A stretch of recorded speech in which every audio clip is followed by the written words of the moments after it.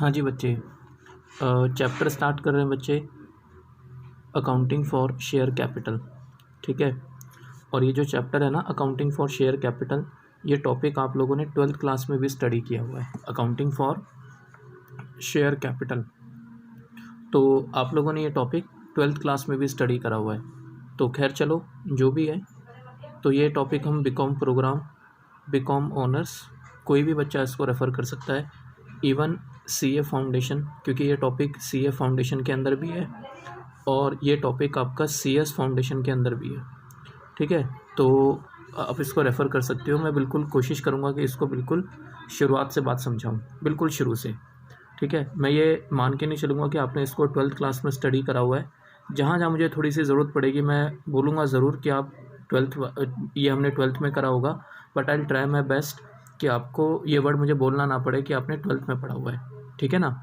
तो ठीक, देखो बच्चे, कॉन्सेप्ट क्या है देखो होता क्या है, ये बात आप सबको पता है कि जो कंपनी है, कंपनी एक बिज़नेस करने का तरीका होती है। कंपनी क्या है? Company is a form of doing business, form of doing business. ये बिज़नेस करने का एक तरीका है कि हम बिज़नेस कैसे करते हैं। ठीक है, मतलब कैसे कहने का मतलब क्या है कि मैं उसकी लीगल फॉर्म क्या होगी, what will be the legal form of business organisation.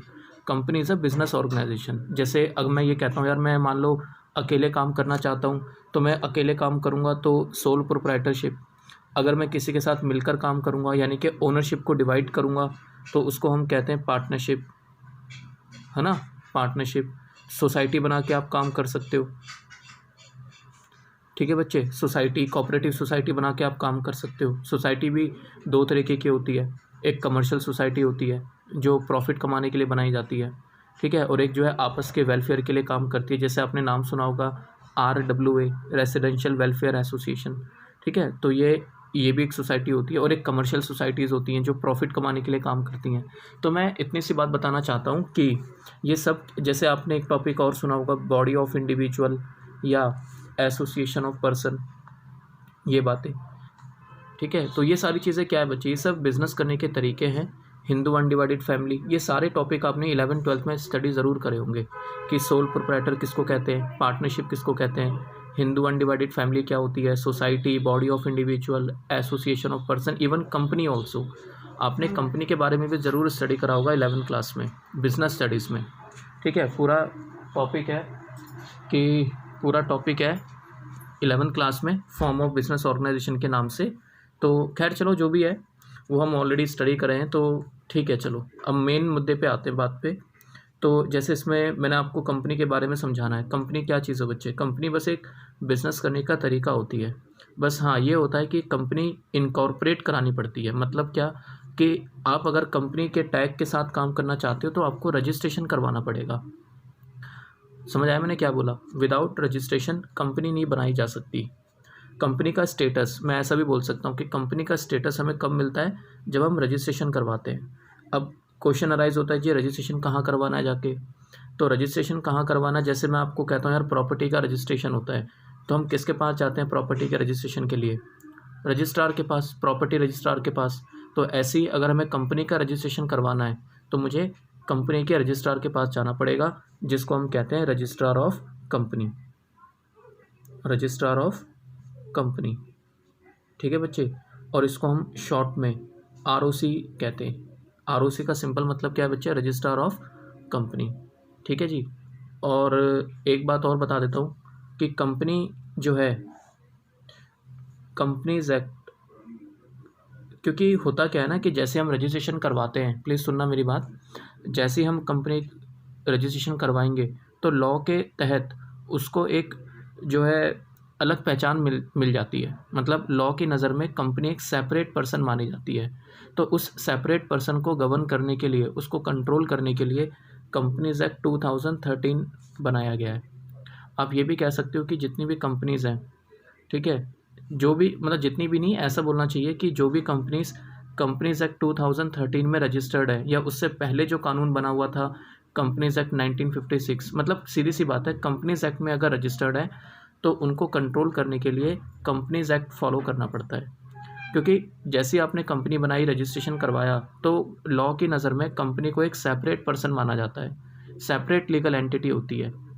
जिन लोगों ने कंपनी बनाई वो अलग पर्सन है और कंपनी एक अलग पर्सन है, समझ गए। तो इस वजह से उस सेपरेट पर्सन को कंट्रोल करने के लिए या उसको गवर्न करने के लिए कंपनीज एक्ट 2013 के प्रोविज़न हमको फॉलो करने होते हैं। और समझ आई यहाँ तक बात। तो कंपनीज एक्ट 2013 में ये साफ साफ लिखा हुआ है कि अगर आप कंपनी बना के काम करना चाहते हो तो आपको रजिस्ट्रेशन करवाना कंपलसरी है और आपको डॉक्यूमेंट्स सबमिट कराने पड़ेंगे। देखो, कोई भी चीज़ का अगर हमें रजिस्ट्रेशन करवाना होता है किसी भी चीज़ का, तो उसके डॉक्यूमेंट्स तो लगते हैं ना, तो वो डॉक्यूमेंट्स आपको जमा कराने पड़ते हैं। आजकल तो सारे काम वैसे आपको पता है कि ऑनलाइन ही होते हैं, कंपनी का रजिस्ट्रेशन ऑनलाइन होता है, ऑफलाइन तो खैर आजकल कुछ है ही नहीं, मोस्ट ऑफ द चीज़ें ऑनलाइन ही है। तो कंपनी का रजिस्ट्रेशन भी बच्चे ऑनलाइन होता है, ठीक है। मैं उस डिटेल में नहीं जाना चाहता कैसे होता है, क्योंकि मुझे अकाउंटिंग पार्ट पर रहना है। लॉ का पार्ट होता है वो सारा। जिन बच्चों के सिलेबस में कॉर्पोरेट लॉ है, कंपनी लॉ, तो वो तो पढ़ते ही हैं पूरा कि इनकॉर्पोरेशन कैसे होता है कंपनी का। तो मुझे तो सिर्फ अकाउंटिंग पार्ट पे रहना है, तो उससे रिलेटेड जितनी बातें होंगी वो मैं आपको बता रहा हूँ, ठीक है बच्चे। खैर, अब मुद्दे की बात यह है बच्चे कि अगर आपको कंपनी बना के काम करना है तो आपको कंपनीज एक्ट 2013 के प्रोविज़न्स को फॉलो करके कंपनी का रजिस्ट्रेशन करवाना पड़ेगा, ठीक है। और जब आप रजिस्ट्रेशन करवाओगे तो कहाँ पे जाना पड़ेगा रजिस्ट्रेशन करवाने के लिए? ROC के पास। ROC कौन है बच्चे? Registrar of company. तो हम किसी कंपनी के रजिस्ट्रार के पास जाएंगे और वहाँ पे जाके उसका रजिस्ट्रेशन करवा लेंगे। और कंपनी का रजिस्ट्रार ROC हमको एक सर्टिफिकेट इशू करके देता है बच्चे,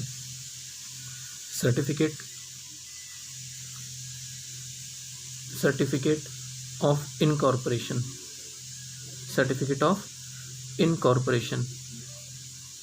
तो जैसे ही आपको ये सर्टिफिकेट मिलेगा आपकी कंपनी रजिस्टर्ड हो जाएगी। कंपनीज एक्ट कानून के अंदर उस कंपनी को मतलब उस पर्सन को मतलब जो भी है कि जैसे आपको ये सर्टिफिकेट मिला तो कानून के अंदर एक अलग पहचान दे दी जाती है, कंपनी का स्टेटस मिल जाता है, ठीक है बच्चे। तो आप ये भी कह सकते हो कि कंपनी जो फॉर्म की जाती है वो under the process of law, आप लॉ के प्रोसेस को फॉलो करके आप कंपनी बनाते हो। मतलब कंपनी जो फॉर्म की जाती है वो कैसे है? It is formed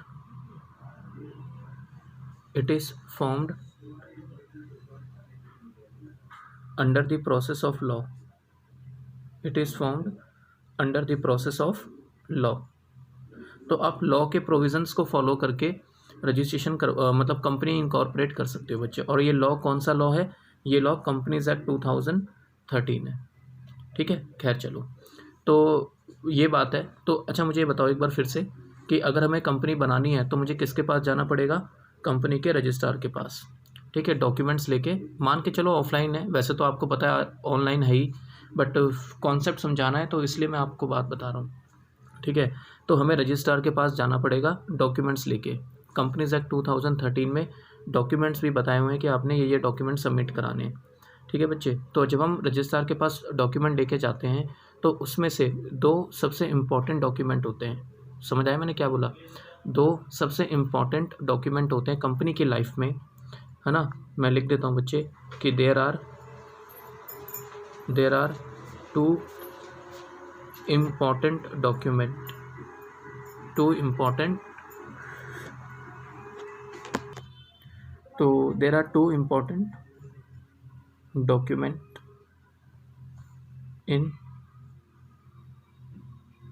in the life of company, in the life of company there are 2 important document। कौन कौन से 2 डॉक्यूमेंट होते हैं बच्चे? ये आपने शायद सुना ज़रूर होगा। एक होता है सबसे पहला मेमोरेंडम ऑफ एसोसिएशन,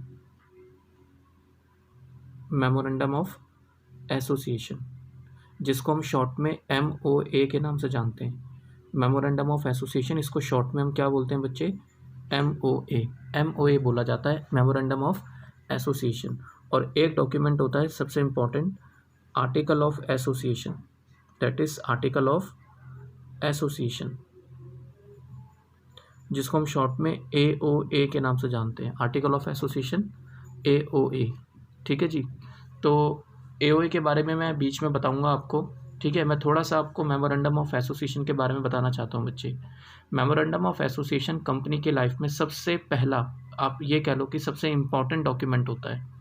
कंपनी की पहचान जो की जाती है ना कि कंपनी क्या काम करती है ना, इस कंपनी में ओनर मतलब किन लोगों ने ये कंपनी बनाई वगैरह वगैरह, ये कंपनी कहाँ पे सिचुएटेड है, कौन से स्टेट में सिचुएटेड है, किस पर्पज़ से ये कंपनी बनाई गई, कंपनी का नाम क्या है ना। तो ये सारी बातें मतलब कंपनी की पहचान जो होती है वो कंपनी के मेमोरेंडम ऑफ एसोसिएशन से होती है। आप इसको ये भी कह सकते हो कि ये कंपनी का जस्ट लाइक आईडी कार्ड होता है, जैसे स्कूल में या कॉलेज में बच्चों का आईडी कार्ड होता है ना, ऐसी कंपनी का आईडी कार्ड है ये, just like ID card, identification card, ID card. ठीक है, तो जैसे स्कूल में बच्चों का, कॉलेज में बच्चों का आईडी कार्ड होता है, वैसे कंपनी का भी आईडी कार्ड होता है जिसको हम मेमोरेंडम ऑफ एसोसिएशन कहते हैं। इसके अंदर टोटल 7 कॉलम होते हैं बच्चे। क्या बोला मैंने, टोटल मिला के कितने होते हैं, वैसे तो 6 होते हैं। ठीक है, एक 7वां कॉलम भी होता है, वो मैं बताता हूँ किस केस में होता है 7वां कॉलम। मेनली तो 6 कॉलम होते हैं। ठीक है, और एक कॉलम की जगह हम वर्ड यूज़ करते हैं क्लॉज, मतलब 6 क्लॉज होते हैं या 6 कॉलम होते हैं।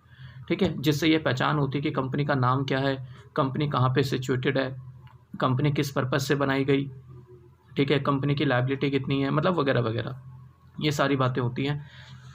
मैं आपको बता दूँ, देखो कंपनी का जो डॉक्यूमेंट है बच्चे, memorandum of association, memorandum of association, जिसको हम शॉर्ट में MOA कहते हैं, मेमोरेंडम ऑफ एसोसिएशन।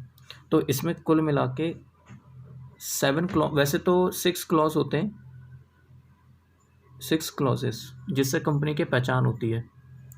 ठीक है, तो कौन कौन से 6 क्लॉज होते हैं, जैसे बच्चे पहला होता है नेम क्लॉज। नेम क्लॉज का मतलब होता है कि कंपनी का नाम क्या है। तो अगर आपको कंपनी का नाम देखना है तो आप कंपनी के कौन से डॉक्यूमेंट को सर्च करोगे, मेमोरेंडम ऑफ एसोसिएशन में। ठीक है, वहाँ से आपको पता चल जाएगा कि इस कंपनी का नाम क्या है। ठीक है बच्चे, दूसरा पॉइंट इसमें आता है सिचुएशन क्लॉज।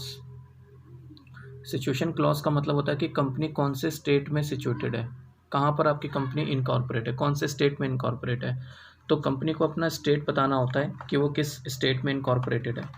ठीक है बच्चे, इसके अलावा इसके अंदर जो इसके अलावा जो इसके अंदर थर्ड होता है, थर्ड क्लॉज जो होता है, थर्ड कॉलम जो होता है, इसको हम कहते हैं बच्चे आपका ऑब्जेक्ट क्लॉज, कि कंपनी किस पर्पज़ से बनाई गई है, काम क्या करती है कंपनी, सॉफ्टवेयर कंपनी है, फाइनेंसिंग कंपनी है, मैन्युफैक्चरिंग कंपनी है, क्या क्या काम क्या करती है आपकी कंपनी, उसके बारे में बताया जाता है, ऑब्जेक्ट क्लॉज। ठीक है बच्चे, इसके बाद इसके अंदर होता है आपका लायबिलिटी क्लॉज, 4th नंबर इसमें लायबिलिटी क्लॉज। ये मैं बीच में एक्सप्लेन करूँगा लायबिलिटी क्लॉज का मतलब। ठीक है, अभी रेलिवेंट नहीं है तो इसलिए मैं नहीं बता रहा। ठीक है, बताऊँगा ज़रूर, not to worry, I will explain you कि लायबिलिटी क्लॉज का मतलब क्या है। ठीक है, 5th नंबर जो सबसे इम्पॉर्टेंट है, जिसकी हेल्प से मुझे आपको ये चैप्टर आगे कराना है, दैट इज़ कैपिटल क्लॉज। इसको हम कहते हैं कैपिटल क्लॉज। ठीक है, और एक कॉलम होता है बच्चे 6th number, that is association clause.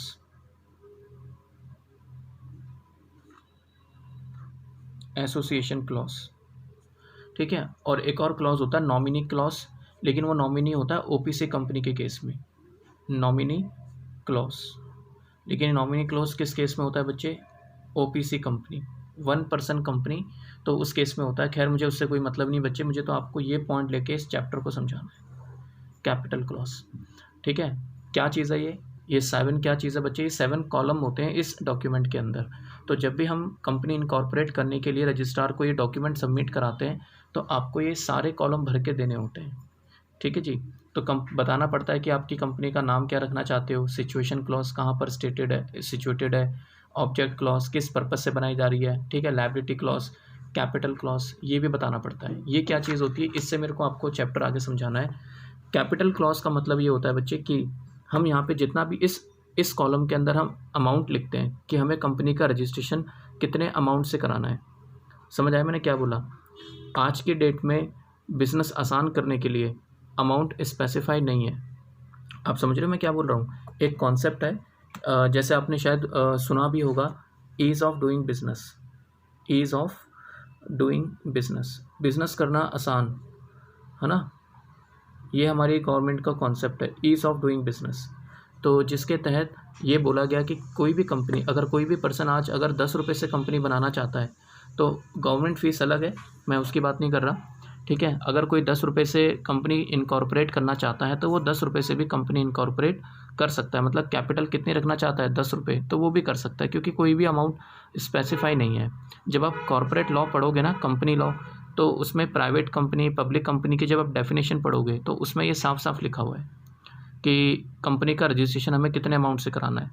खैर चलो, जो भी है, तो जो भी जितने से भी रजिस्ट्रेशन आप करवाना चाहते हो तो वो अमाउंट हमें कैपिटल क्लॉज में लिखना पड़ता है, ठीक है बच्चे।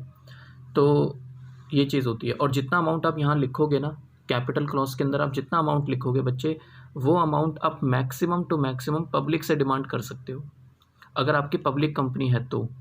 अगर प्राइवेट कंपनी है तो फिर तो ये चैप्टर ही एप्लीकेबल नहीं होता। ये चैप्टर ही कब लगेगा, जब आप पब्लिक कंपनी इनकॉर्पोरेट कर रहे हो तो मैं ये कहना चाह रहा हूँ कि जितना भी अमाउंट आपने कैपिटल क्लॉज में लिखा होगा उतना अमाउंट आप पब्लिक से जाके डिमांड कर सकते हो, आप उतना पैसा पब्लिक से रेज कर सकते हो। शेयर्स क्या होते हैं ये भी मैं आपको बताता हूँ अभी, ठीक है। तो कैपिटल क्लॉज में क्या लिखा जाता है बच्चे, मैक्सिमम कैपिटल, मैं हिंदी में लिख देता हूँ, कंपनी की मैक्सिमम कैपिटल, कि आप कितने से उसका रजिस्ट्रेशन करवाना चाहते हो, और जितने से आप रजिस्ट्रेशन करवाओगे मैक्सिमम उतना अमाउंट आप पब्लिक से मांग सकते हो, ठीक है। अब जैसे मैंने आपसे ये कहा, क्या मैं कंपनी का रजिस्ट्रेशन करवाना चाहता हूँ 10 लाख रुपए से, कितने से बच्चे, 10 लाख रुपीज़ से, 10 लाख रुपए से मैं कंपनी का रजिस्ट्रेशन करवाना चाहता हूँ। और आप ये और इसको बोला जाता है बच्चे ऑथराइज कैपिटल। प्लीज़ सुनना मेरी बात, शायद आपने ये वर्ड सुना ज़रूर होगा, ऑथराइज कैपिटल। इसको क्या बोला जाता है, ऑथराइज्ड कैपिटल, या इसका एक और नाम होता है बच्चे नॉमिनल कैपिटल, नॉमिनल कैपिटल, ठीक है। या इसका एक और नाम होता है रजिस्टर्ड कैपिटल, इसका एक और नाम होता है रजिस्टर्ड कैपिटल।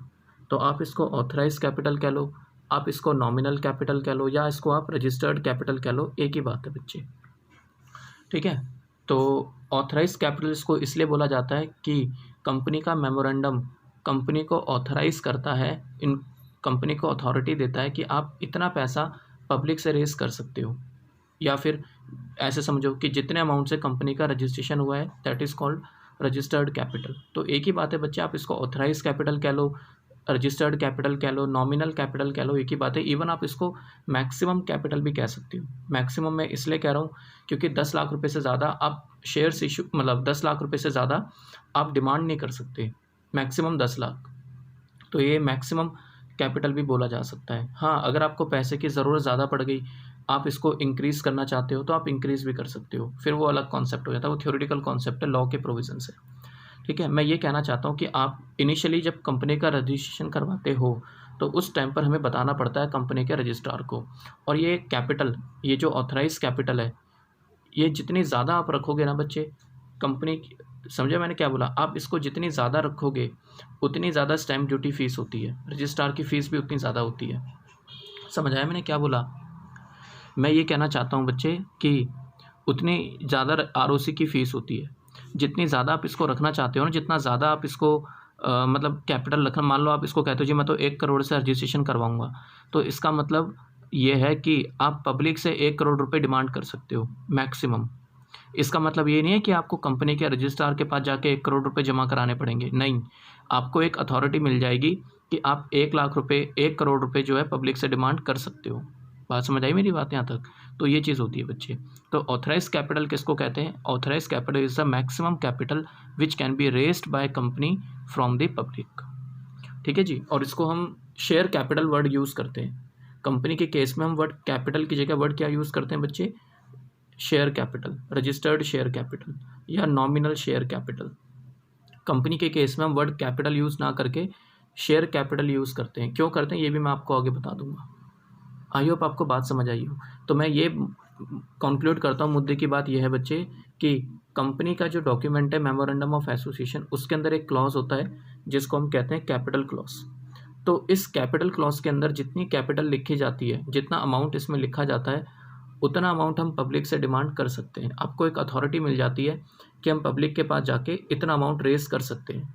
ज़रूरी नहीं है कि सारा अमाउंट रेज़ करो, जितनी आपको ज़रूरत होगी उतना हम रेज़ कर लेंगे, बट मैक्सिमम लिमिट 10 लाख रुपए की है। और ये कैपिटल जितनी ज़्यादा आप रखोगे उससे फ़ायदा ये होगा कि आपको बार बार ऑल्टरेशन नहीं करानी पड़ेगी। आप अपने इस डॉक्यूमेंट को, मेमोरेंडम ऑफ एसोसिएशन को ऑल्टर कराने में आपका टाइम वेस्ट नहीं होगा। समझ आई यहाँ तक? लेकिन फिर दिक्कत ये आती है कि फ़ीस ज़्यादा होगी, रजिस्ट्रार की फ़ीस उतनी ज़्यादा होगी। तो प्रॉन्स एंड कॉन्स तो होते ही हैं ऑब्वियसली। ठीक है, चलो खैर मुद्दे की बात पे आते हैं हम। अब इसका प्रैक्टिकल पार्ट पे आते हैं। ठीक है, थ्योरेटिकल पार्ट मैंने आपको थोड़ा बहुत समझा दिया कि कैपिटल क्लॉज में जो कैपिटल लिखी जाती है उतना अमाउंट हम पब्लिक से रेज़ कर सकते हैं मैक्सिमम। ठीक है, कैसे रेज़ किया जाता है वो मैं आपको आगे बताता हूँ। हमें इस टॉपिक में यही पढ़ना है कि पब्लिक से जो पैसा रेज़ किया गया है उसकी अकाउंटिंग कैसे होती है। ठीक, चल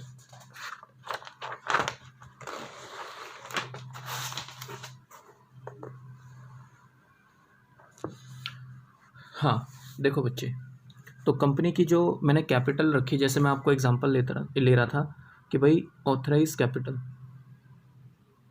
ऑथराइज्ड शेयर कैपिटल,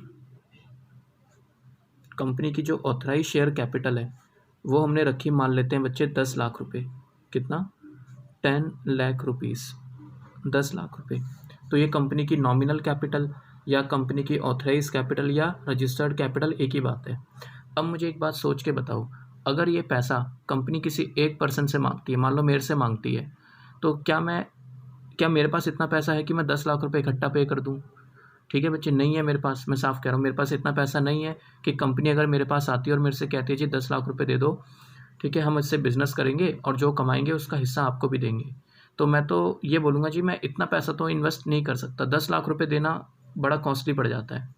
ठीक है, चलो, तो बात समझ आई मैं क्या कहना चाह रहा हूँ। किसी सिंगल पर्सन से ये पैसा मांगना तो थोड़ा डिफ़िकल्ट होता है कि कोई पर्सन शायद दे पाए ना दे पाए, इस वजह से।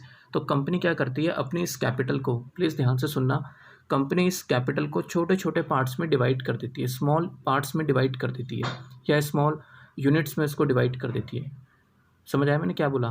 कंपनी अपनी इस कैपिटल को छोटे छोटे पार्ट्स, स्मॉल पार्ट्स में डिवाइड कर देती है, जिसको हम शेयर्स कहते हैं। हिस्से, शेयर्स का मतलब होता है हिस्सा। तो कंपनी अपनी कैपिटल को स्मॉल पार्ट्स में डिवाइड कर देती है, which is called as shares, हिस्से। शेयर्स किस चीज़ में बच्चे? शेयर्स कैपिटल में। आप समझ आ रहे हो? जैसे मार्केट में सुनते कि आज मैंने इस कंपनी के 500 शेयर खरीदे, तो इसका क्या मतलब है? इसका मतलब यह है बच्चे कि आपने उस कंपनी की कैपिटल में हिस्सेदारी बना ली। शेयर्स का मतलब होता है हिस्सा। तो आपने उस कंपनी के कैपिटल में हिस्सेदारी बना ली 500 शेयर्स के बराबर। ठीक, अब समझ आया मैंने क्या बोला? तो कंपनी इसके छोटे छोटे पार्ट्स कर देती है, which is called as shares. और एक शेयर, एक हिस्से की जो कीमत रखी या एक यूनिट की जो कीमत रखी, दैट इज़ कॉल्ड ₹10। अगर कंपनी मेरे से कहती है जी 10 लाख रुपए दे दो, तो शायद मैं ना दूं। लेकिन अगर कंपनी कहती है जी आपको ज़्यादा नहीं, 10 रुपये देने हैं बस, समझ रहे हो? तो मैंने क्या करा बच्चे, कैपिटल को स्मॉल यूनिट्स में डिवाइड कर दिया, जिससे क्या होता है ना कि पैसा रेस करने में आसानी हो जाती है। अगर वही समझ आई मैंने क्या बोला? अगर हम बैंक से पैसा लेने जाते हैं 10 लाख रुपए, तो बड़ी दिक्कत आती है। क्यों? क्योंकि बैंक के टर्म्स एंड कंडीशंस बहुत ज़्यादा होती हैं। लेकिन अगर ये पैसा मैं पब्लिक से लेता हूँ स्मॉल पार्ट्स में, तो पैसा रेस करना थोड़ा सा आसान हो जाता है। समझ आया मैंने क्या बोला बच्चे? तो फंडिंग रेस करना थोड़ा सा आसान हो जाता है। तो इस वजह से कंपनी कैपिटल को स्मॉल पार्ट्स में डिवाइड कर देती है। ठीक है, स्मॉल यूनिट्स में या स्मॉल पार्ट्स में डिवाइड कर देती है, जिसको हम शेयर्स के नाम से जानते हैं। तो शेयर्स क्या चीज़ होती है? शेयर्स आर नथिंग जस्ट आप कह लो कि part in the capital, capital में पार्ट, या कह लो कि कैपिटल में हिस्सेदारी। ठीक है जी। और एक शेयर की कीमत कितनी रखी मैंने? 10 रुपीज़। तो ये चीज़ होती है। तो आप मुझे बताओ, अगर मैंने एक शेयर की कीमत 10 रुपये रखी, तो मैंने कुल मिला के कंपनी की कैपिटल के कितने हिस्से कर दिए? समझ आया मैंने क्या बोला? भाई कंपनी की टोटल 10 लाख रुपए कैपिटल है। ठीक है, मैंने इसको छोटे छोटे पार्ट्स में डिवाइड कर दिया और हर एक पार्ट की कीमत रखी 10 रुपये। तो मैंने इसको मैक्सिमम कितने पार्ट्स में डिवाइड कर दिया? तो इसको हम कहते हैं number of shares. Number of shares कितना आ गया बच्चे?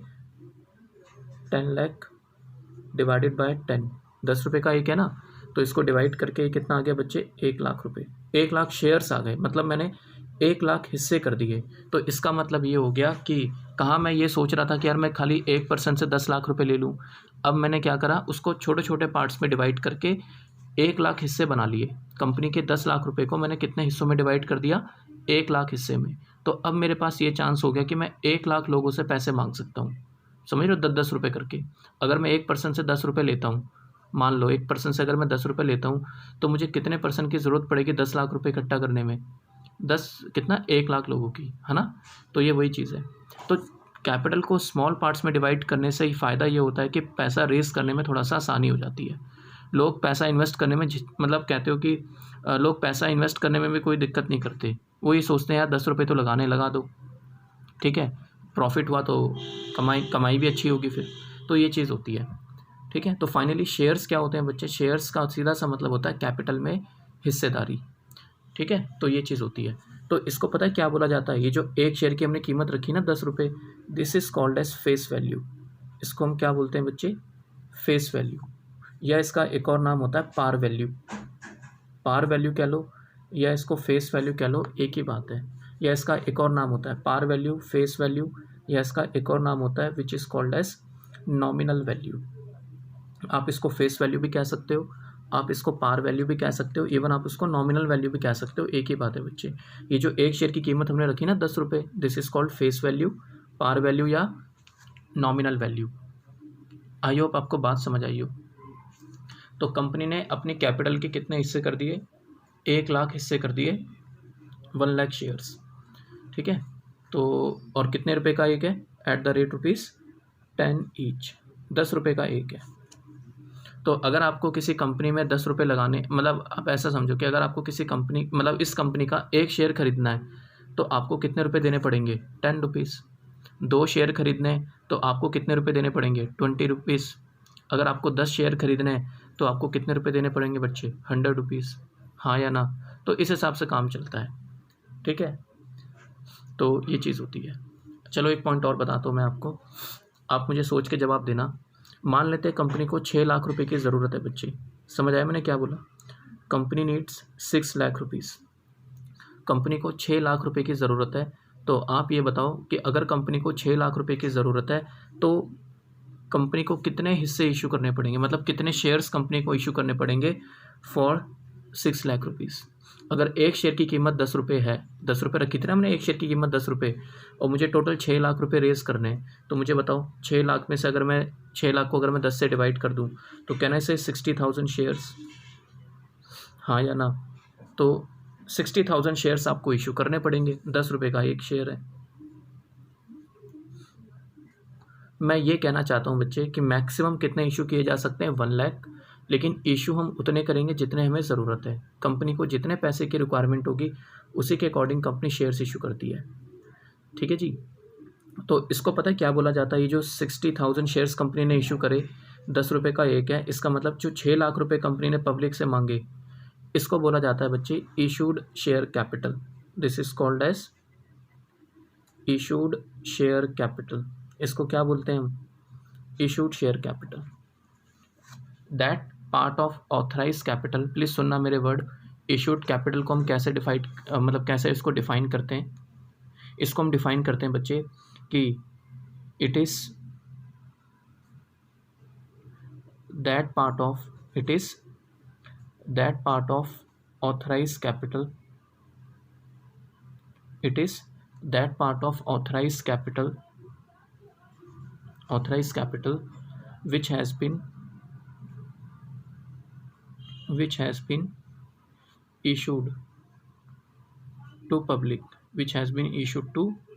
public, जो कि आपने पब्लिक में इशू करा है फॉर रेजिंग ऑफ फंड्स। देखो फंड्स रेज करने के ना बहुत सारे तरीके होते हैं। अगर मैं आज कोई बिज़नेस करता हूँ तो मुझे पैसे की रिक्वायरमेंट पड़ेगी, तो मैं पैसा कहाँ से लाऊँ, ठीक है, मैं अपना पैसा लगाऊंगा कैपिटल। अच्छा एक बात और चलो मैं बताता हूँ, याद आ गई मेरे को। तो होता क्या है कि जैसे कंपनी ने 60,000 शेयर इशू करे, चलो ऐसे कहता हूँ मैं, कंपनी के पास टोटल कैपिटल कितनी थी बच्चे, मैक्सिमम 10 लाख। कंपनी ने उसको छोटे छोटे हिस्सों में डिवाइड करके कितने हिस्से कर दिए उसके, 1 लाख शेयर्स, यानी कि कंपनी ने ओनरशिप को डिवाइड कर दिया। मैं ये कहना चाहता हूँ कि जो भी पर्सन कंपनी के हिस्सेदारी खरीदेगा, मतलब जो भी पर्सन शेयर्स में पैसा लगाएगा, कंपनी उसको ओनर बना देगी, क्योंकि हमने कैपिटल इंट्रोड्यूस करी है। मैं अगर इस कंपनी को मान लो 10,000 रुपये देता हूँ तो मैं 10,000 रुपये का मालिक बन जाऊँगा उस कंपनी के अंदर, ओनर, समझ आया क्यों? क्योंकि मैंने पैसा किस में लगाया है, कंपनी की कैपिटल में, तो कंपनी की ओनरशिप में मैंने हिस्सा लगाया है। तो जो भी पर्सन कंपनी के शेयर खरीदेगा वो कंपनी का क्या बन जाएगा बच्चे, ओनर, या उसको शेयर होल्डर कहते हैं हम लोग। क्या बोलते हैं उसको हम, शेयर होल्डर या ओनर। जैसे मान लो मैंने कंपनी का एक शेयर खरीदा 10 रुपये का, तो मैं एक शेयर का मालिक हूँ कंपनी के अंदर, एक हिस्सा है मेरे पास, समझ रहे हो, एक हिस्से का ओनर हूँ। तो ये चीज़ होती है। मान लो टोटल कैपिटल कितनी है, 1,00,000 शेयर्स है, ठीक है। मान लो मैंने कंपनी के 1000 शेयर खरीद लिए, 1000 शेयर, तो 1000 शेयर खरीदने का मतलब क्या है कि मैंने 1% शेयर खरीद लिए कंपनी के। समझ आ रहा है मैं क्या समझाना चाह रहा हूँ? मैं ये कहना चाह रहा हूँ बच्चे कि जो भी पर्सन कंपनी के शेयर्स में पैसा लगाता है वो पर्सन कंपनी का ओनर बन जाता है, समझ गए, या उसको हम कहते हैं share holder, owner of the company. ठीक, जैसे आपने पार्टनरशिप में भी पढ़ा होगा कि बिजनेस में पैसा कौन लगाता है, मालिक। बिजनेस में पैसा कौन लगाता है बच्चे, ओनर, जिसको हम कैपिटल कहते हैं, है ना। तो वो चीज़ कंपनी में भी होती है, जो पैसा ओनर लगाता है उसको हम क्या बोलते हैं, कैपिटल। लेकिन कंपनी के केस में हम वर्ड यूज़ करते हैं शेयर कैपिटल, ठीक है। तो ये चीज़ होती है। सो आई होप आपको इतनी बातें समझ आई हो बच्चे, और आपको 12th वाली बातें भी याद आ गई हो, ठीक है। खैर चलो, तो ये जो भी है, तो मैंने आपको 2 वर्ड का मतलब समझाया, एक तो ऑथराइज शेयर कैपिटल और दूसरा इशूड शेयर कैपिटल, ठीक है। तो इशूड शेयर कैपिटल क्या होती है बच्चे, issued share capital is that part of authorised share capital which has been issued to the public, ठीक है जी, for the subscription of shares. क्योंकि पैसा चाहिए बिजनेस करने के लिए, तो पैसा कहाँ से आएगा, पब्लिक से पैसा रेज करा जाता है और उनको मालिक बना दिया जाता है शेयर्स के थ्रू। आप चाहो तो बैंक के थ्रू पैसा ले सकते हो, समझ रहे हो मैं क्या बोल रहा हूँ। आपको 6 लाख रुपए की ज़रूरत है तो आप बैंक से लोन ले लो जाके, लेकिन वो बोरोड फंड्स हो जाते हैं बच्चे। वो मैं डिस्कस करूँगा separately in the chapter of debenture. Actually मुझे डिबेंचर कराना था टॉपिक, बट डिबेंचर से पहले मुझे ये टॉपिक इसलिए कराना पड़ गया क्योंकि वहाँ पर ना कुछ एंट्रीज इससे रिलेटेड यूज़ हो जाती है, तो इस वजह से मैं आपको ये चैप्टर करा रहा हूँ, ठीक है। इसका जो नेक्स्ट चैप्टर होगा हमारा वो डिबेंचर का टॉपिक होगा, और डिबेंचर के टॉपिक में कुछ अमेंडमेंट्स भी हुई हैं, कुछ चेंजेस भी आए हैं, और बड़ा इंटरेस्टिंग टॉपिक है बच्चे, मज़ा आएगा उसको करने में। खैर चलो, तो ये चीज़ें निकल कर आती हैं, तो ठीक है बच्चे। तो कंपनी कितने शेयर इशू करती है बच्चे, जितनी कंपनी को रिक्वायरमेंट होगी, बट मैक्सिमम कितने कर सकती है, जितनी कंपनी की ऑथराइज कैपिटल है, ठीक है। चलो आगे देखते हैं।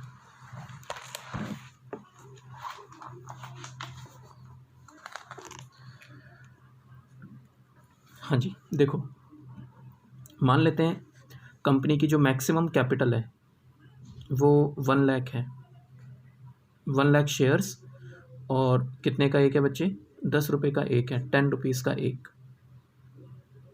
ठीक है। यानी कि कंपनी की जो मैक्सिमम कैपिटल होगी वो कितनी होगी, ₹10 लाख, हाँ या ना, ₹10 लाख। खैर चलो जो भी है, तो ये चीज़ है। कंपनी के पास कितने शेयर्स है बच्चे, 1 लाख शेयर, 10 रुपये का एक है, तो कंपनी मैक्सिमम कितना पैसा रेज कर सकती है पब्लिक से, 10 लाख रुपए, है ना। 10 लाख रुपए कंपनी पब्लिक से मैक्सिमम रेज कर सकती है, ठीक है।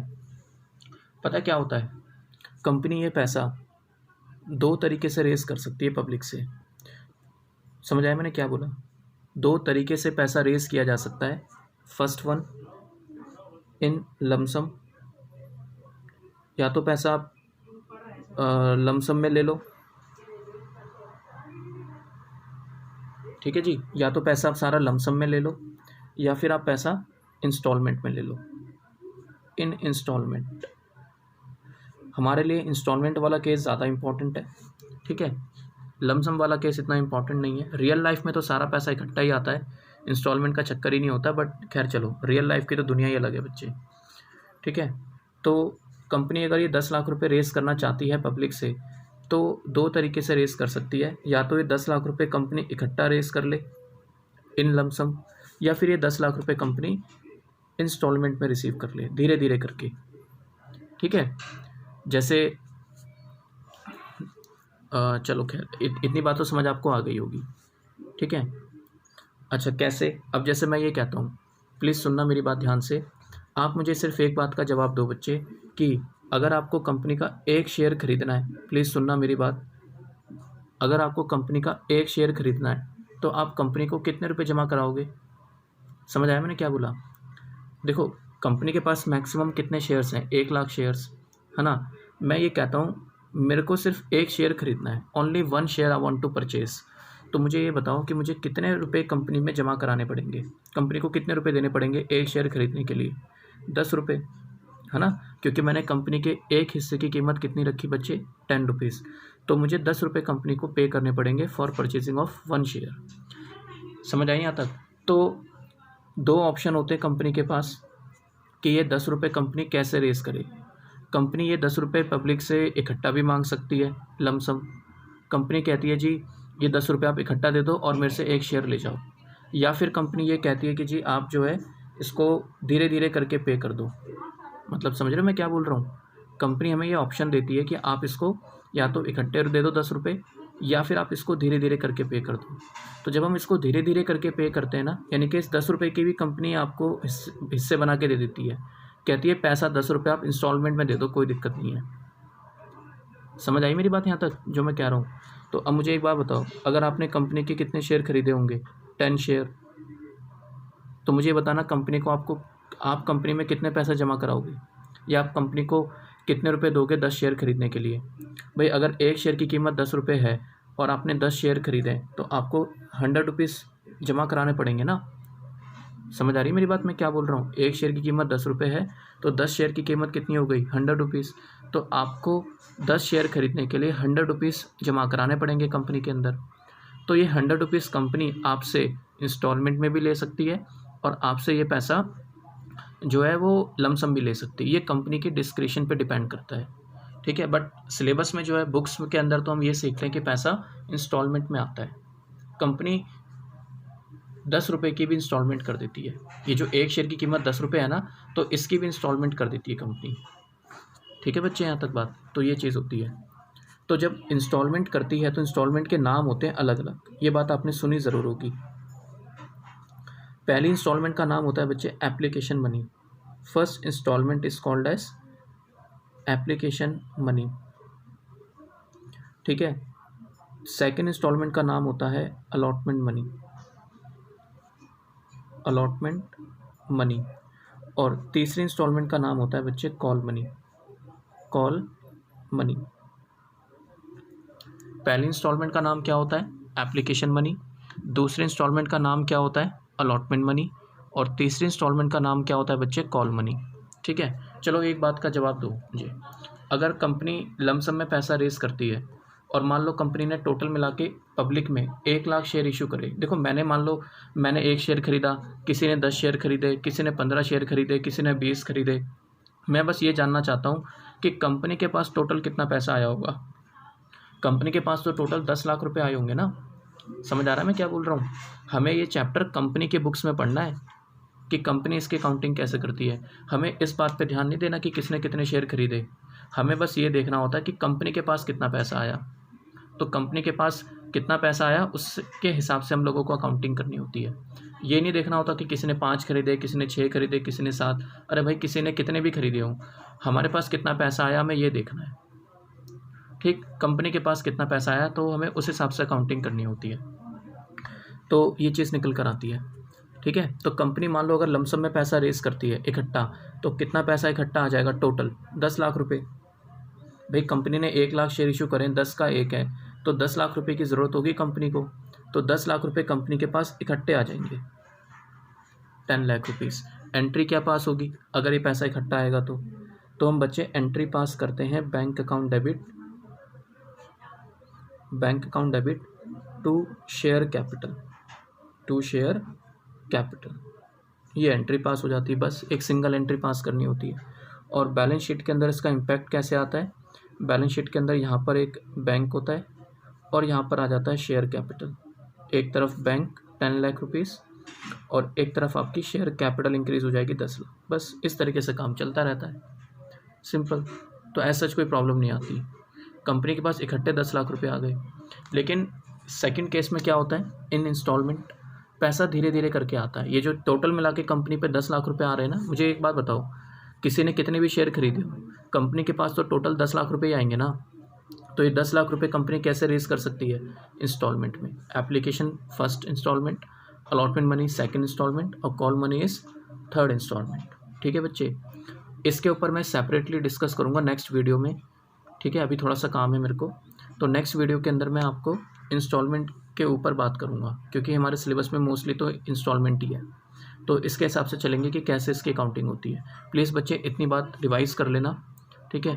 बेसिक मैंने आपको बताया कि शेयर्स का मतलब क्या होता है और ये सारी बातें, ठीक है। बाकी हम नेक्स्ट वीडियो में मिलते हैं। नेक्स्ट वीडियो के अंदर मैं क्वेश्चंस भी कराऊंगा आपको, ठीक है। तो ये चीज़ है। ओके बच्चे।